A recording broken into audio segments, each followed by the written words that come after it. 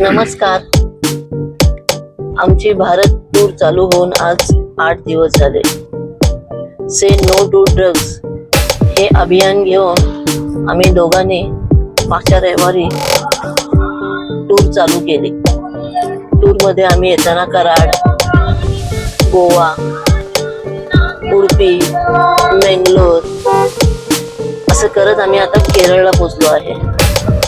आम्ही प्रत्येक ठिकाणी शाळा, कॉलेज, हॉटेल्स, सार्वजनिक ठिकाणी, मंदिर अशा ठिकाणी हे से नो टू ड्रग्स अभियान चालू ठेवलंय. आणि या अभियानामध्ये बरेच चांगले अनुभव आले. लोक आपुलकीने विचारतात, काय आहे हे, कशाबद्दल करताय, का करताय. मग सांगताना फार आनंद होतो आपल्याला की लोकांना क्युरियोसिटी आहे आणि लोकांना जाणून घ्यायचं आहे. बट प्रत्येकाला माहित आहे व्यसन काय आहे, व्यसनामुळे काय होतं. त्यामुळे आम्ही वेगळं नवीन असं काहीच सांगत नाही लोकांना. प्रत्येकाला जे माहित आहे त्या गोष्टीची फक्त आठवण करून देतो. त्यांच्या कुटुंबातील कोणतरी व्यक्ती असते, कोणतरी शेजारी पाजारी असतात, लोक नंबर विचारतात, आम्ही काय करू शकतो का त्यांच्याकरता. बरेच चौकशा करतात लोक आणि प्रशंसा देखील करतात. बरेच लोक तर म्हणले हे आमचं स्वप्न होतं भारत फिरण्याचं. आणि खरंच आनंद होतोय की आम्ही त्यांचं स्वप्न जगत आहे.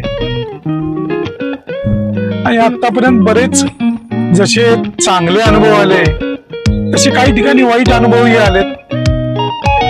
काही पेट्रोल पंपावरती आमच्याकरता व्यवस्थित सुविधा झाली नाही, किंवा एका हॉटेलमध्ये पार्किंग झोन मध्ये कोणीतरी गाडीची टेल लाईट तोडली.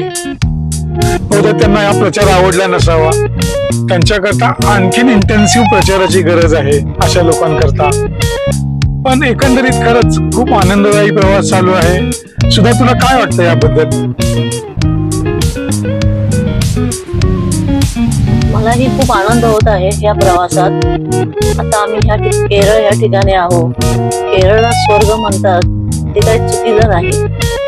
ते इतके सुंदर बंगले, नीट अँड क्लीन रस्ते, सर्वच काही सुंदर आहे.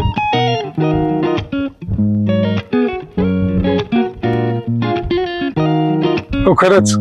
आणि आता थोड्याच वेळात आम्ही वर्कला बीचला पोहोचू आणि तिथे लोकांना भेटून किंवा वर्कला बीचचा आनंद घेऊन त्यानंतर आम्ही केरळातील एक आइसलँड किंवा केरळातील स्वर्ग म्हणून ओळखलं जाणाऱ्या पुअर व्हिलेज या ठिकाणी मुक्कामी जाणार आहे. आपण भेटूच थोड्या वेळाने.